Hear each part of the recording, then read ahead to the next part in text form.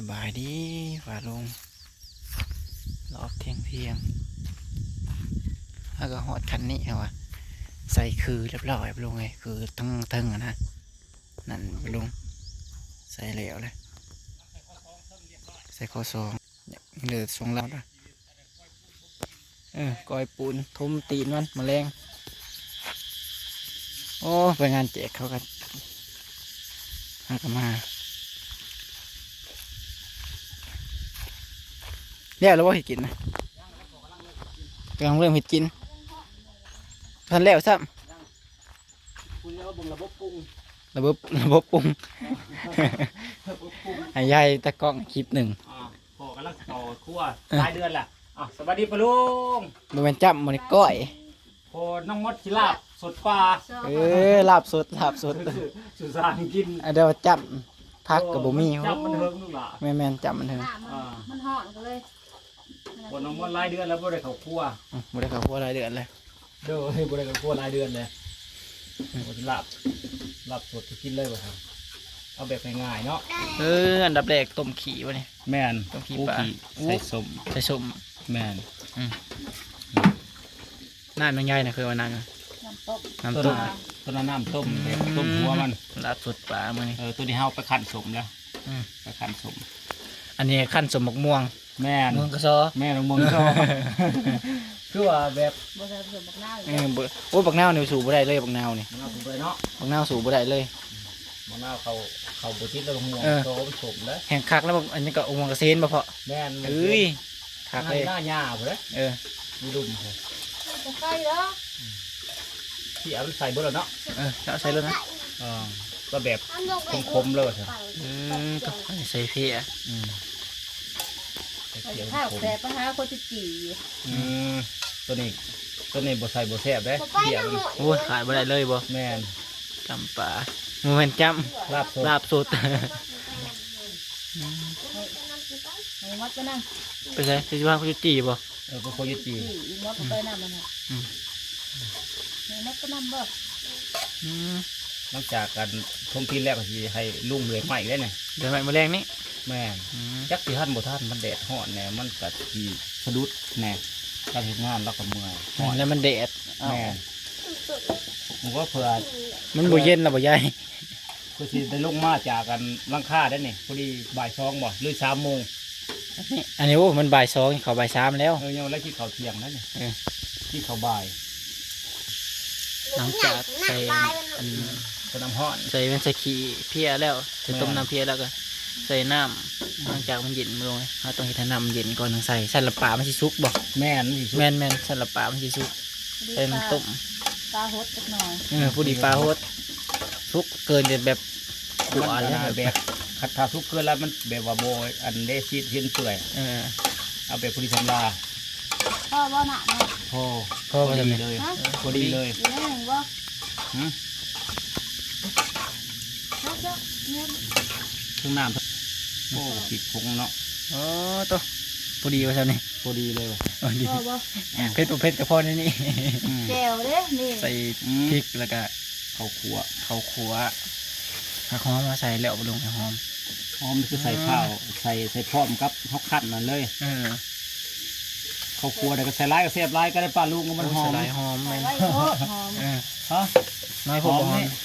ใส่ไว้โพด ใส่ข้าวกับอันนั้นเลย ใส่พร้อมกับอันเลยผงชนัวเนาะตัวนี้ใส่ร้ายแซ่บร้ายกันได้ปลาลูกกับตัวนี้กัน เข้าชั่วป้านนี่เถอะ โอ้มันชั่วอันนี้ลาบสด ลาบสด ลาบสด จับผมก็ใส่ คนมัน อู้ยหลายเดือนเห็ดเขาจะได้เขาวคั่วมันทำอะไรเห็ดเพียงคือจะบริเขาวคั่วพอแม่น้องมดกระยะคือกันเห็ดกิน ขับที่คมบ่บีเอ้ยกับโต รอบหลายเดือนเนาะ เอาไม่ห่อยเร็วลงเลย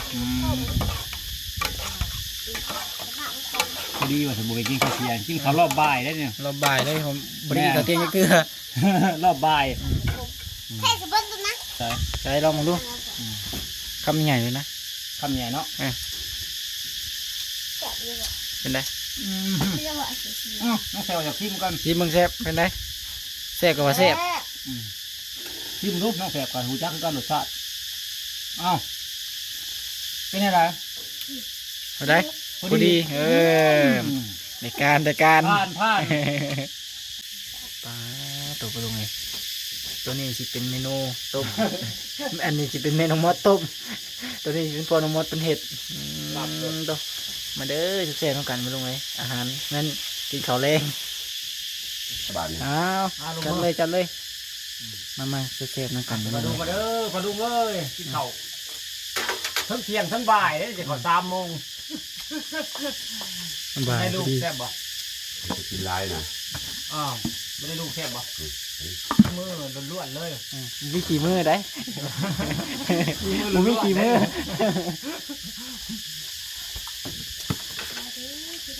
ไปดูไปดูลูกไป บา บ้าน ที่ตะลงนะ ขอเทียนน้องแซ่บเด้อ กิน แซ่บ เวลาอยู่บนพักเนาะ พักปลาห้ามบุคคลนี่ แซ่บมันเปล่า แก่ นี่แซ่บผักตัวแซ่บ มันคือพักหน่อยสิ น้องแซ่บบ่แซ่บ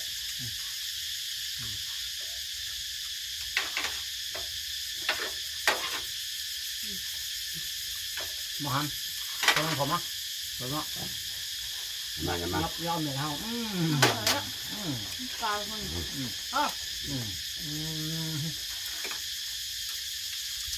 ได้ว่าหาต้นใหญ่ งานทุก ต้ ต้น น โล เห ก ลือครับ ตัวใหญ่เลยว่ะ ต้นใหญ่กว่าโลหนึ่งก็ต้นใหญ่ทำโลหนึ่งนะ เนี่ยทุกต้นเนี่ยโลไปเนาะ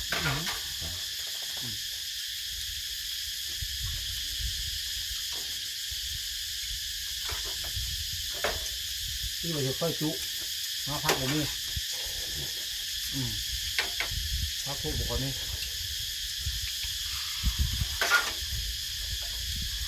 พักเลยจะพุ่งเข้าไป โอ้โหแล้วว่า ไม่รู้เรื่อง มันกระดันกับไหนมันบ่ใหญ่มัน มันแย่ใช่ไหม บอกมันคนละพันทีว่ะพันก็มีพันกับคม นี่กระดันกับไหนกันนี่ มาบ้านนะแซ่บบ่อย ให้ทำของผู้หญิงแค่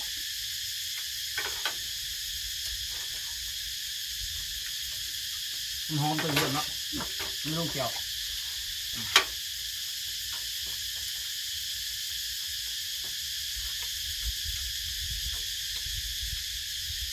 แซ่บหน่อยแห้งเลย ทำไทย นักแห้ง มันแรงที่มันเป็นหัว นี่ได้ ย่อมโอ้หนักย่อมมัน เป็นเนาะ เป็นหัว เยอะแล้ว กินจะซุกเป็นหลับสีหลับยังโอ้ยยังเฮ้ย ดูไปแล้ว แบบแล้วแบบบอกยิ่งบอกเขาเป็นเนาะ กระทบโดนเลยเลย อยากเข้าเป็นไงไว้ ไม่พอครับ วิตามิน ตัดเมนที่มันโดนนอนน้ำตาลโอ้ยยังเฮ้ยสิไก่ มาติดแต้มเนี่ยแต้มนั่นยังบอกว่ามันบริสุทธิ์ ดูในมือว่าอะไรมือคิดแก้มรู้บ่ ติดแต้มมันบริสุทธิ์นั่นยังอ้ายบอกว่าตะเบื้องว่าแล้วเนาะ ทำไรบ้าง โดน เลย หน้าตาเสียง มันนะ เดี๋ยวเพิ่งไปติดหัวเลยเรื่อง เอาเนาะเดี๋ยวเที่ยวหน่อยเดียว ตลาดได้โดนเนี่ยมันจับมีงานแต่มันไปเลยได้มันไปก่อนเลยได้เลยมามือนะไปนอนเตียงมันออกมาแต่เสาบัวมันธรรมดา ว้าวก่อนท่านขายว่า โอ้ยบัวธรรมดาเด้อ เรื่องมันก็ทำ ไว้ น้ำบัววะ เกินพวก น้ำบัวแล้ว กินร้อน ที่หนูว่ากับนี่หัวทุกอย่างหัว ใช้เวลากับเขาเลยมันนะกับเขาไม่ได้หรอยังไม่ได้เห็ดยังสั่งว่าคิดต้องเฮียนแล้วบอกว่าเดี๋ยวจะเงินดูเงินหา น้องแสบนึงที่จะแสบขนาดเลยหมัก หมัก หมักอันนี้เลย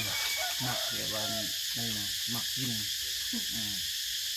ก็บ่แม่นดิบก็บ่แม่นซุปนะคือธรรมดา ทำลาบ่ ยายลุง บ่หางสิกก่อน อ้าว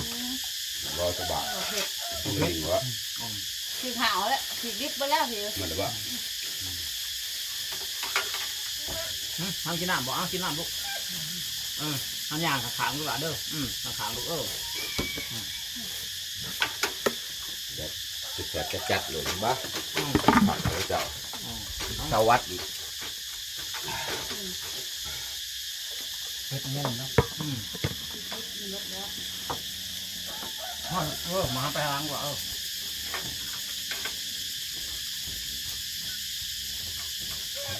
คงว่าสารหัว บ่เอาลงดู เมื่อวานนี่ตัวหน้าเจ้าเด้งนี่น่าดูหัวออก ก็จะผ่าท้องมือผ่าแล้วหัวจะเห็นลาแบน ใครเนี่ย เขาลุงจะผ่าหัว คอนลุง อยู่คุณเขาก็มีดินทุกท่านบ้านคุณนะ มุ้ยแม่คือมุ้ยพอ อยู่แค่เลยยังไงอยู่ น้องมันพุก น้ำของเขาดุดอันบ่ แต่ผมก็จะรู้ก็ได้แซ่บบาทนี้ต้มกับลาบสด โดยแซ่บๆชิมดู ลาบสด ถ้าชิมนั่นแน่ฮะ สูต้มมาได้ แบบสุดเบิดแล้ว ที่มือพอน้องวัดบุญพลาดไม่ได้บุญพลาดแล้วมันรอบหลายเดือนน้องบุญขอบครัว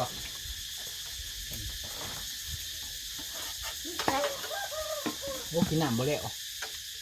เย็นบ่ น้ำบุญเย็นลืมหักเพิ่มแพงมาก ลิ้นก็ ว่าจะ แม่ แม่ หาลุงเลย แม่น้องเนื้อได้น้ำแข็งบ้างฮะ เฮาเนี่ยน้ำมอสสิขอลาไปคลิปละปลาลุงฝากกดไลค์กดแชร์กดติดตามส่องน้ำมอสในเด้อปลาลุงแต่พอคลิปหน้าปลาลุงสบายดี